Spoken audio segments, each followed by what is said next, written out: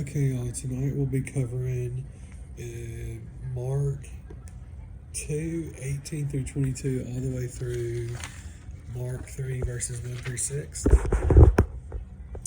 So we'll begin with a question about fasting. It says, "Now John's disciples and the Pharisees were fasting. People came and asked him, 'Why do John's disciples and the Pharisees fast, but your disciples do not?' Jesus said to them, 'The wedding guests cannot fast while the groom is with them, can they?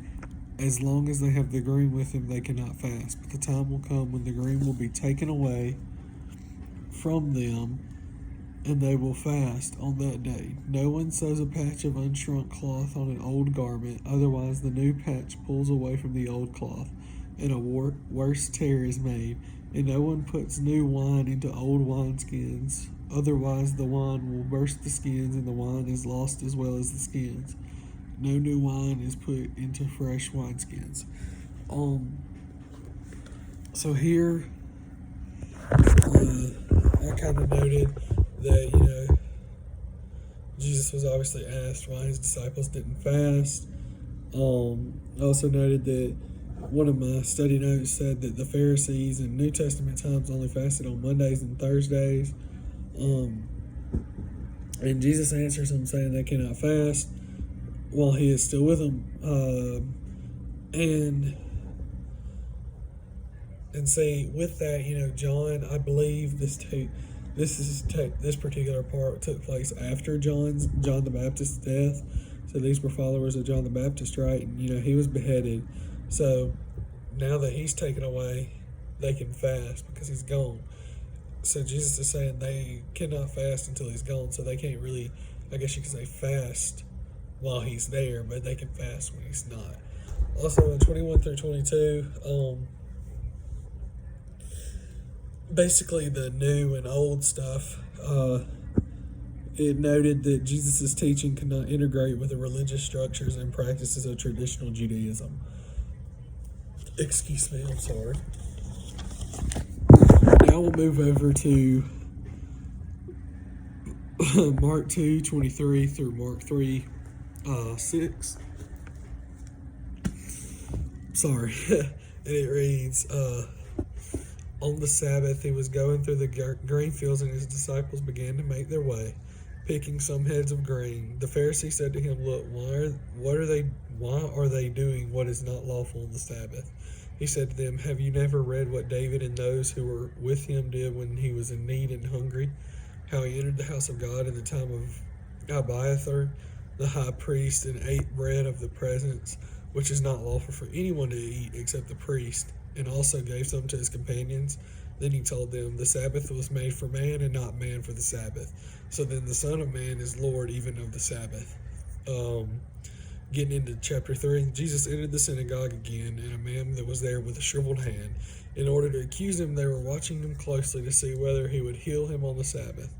He told the man with the shriveled hand, "Stand before us." Then he said to them, "Is it lawful to do good on the Sabbath or to do evil, to save a life or to kill?" But they were silent. After looking around at them with anger, he was grieved at the hardness of their hearts and told the man, "Stretch out your hand." So he stretched it out, and his hand was restored. Immediately the Pharisees went out and started plotting with the Herodians against him, how they might kill him. Okay. Next up, so basically we see that they were picking grain on the Sabbath, which by law was a day of rest. The Sabbath was a day of rest. The Pharisees questioned these actions. Jesus, obviously we read that, gave them a story of David and his companions eating the bread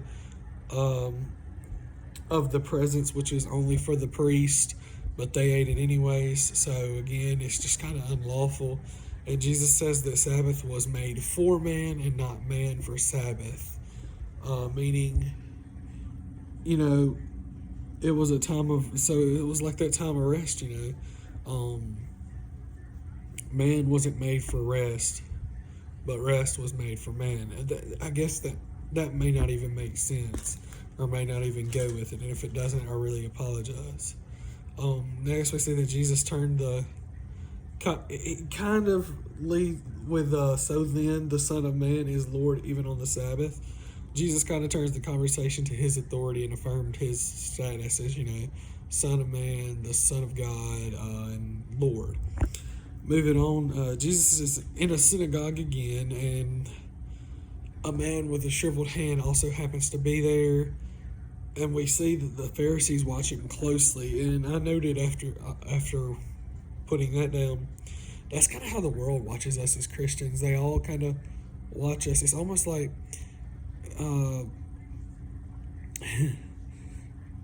it's like, I'm gonna go poke it with a stick. And I don't know why I said that in almost an Australian accent, but it's like people trying to see what we'll do. It's like, see that reaction, or see how we're going to react to something, or what we're going to do. That the world keeps a close eye on Christians, because it's like, if we mess up, it's like, ooh, what's your God going to say about that? Or, ooh, if you can do that, I can do that too.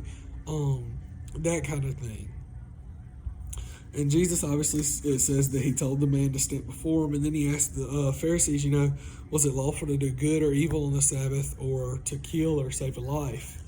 And they were silent. And it even says that after looking around at them with anger, he was grieved at the hardness of their hearts and told the man, stretch out your hand. So they didn't even answer Jesus. So Jesus took it upon himself to go ahead and, go along with it, because they couldn't answer him. So obviously we see that his hand's going to be healed. And then it says that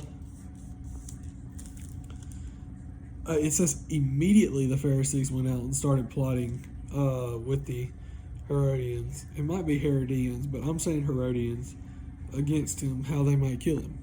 So we see they watch him closely, they see what he does, and they try and plot to kill him. And I was just kind of thinking, that's kind of how I just described it.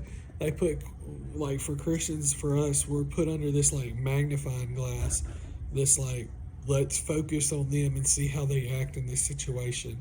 What are they going to do?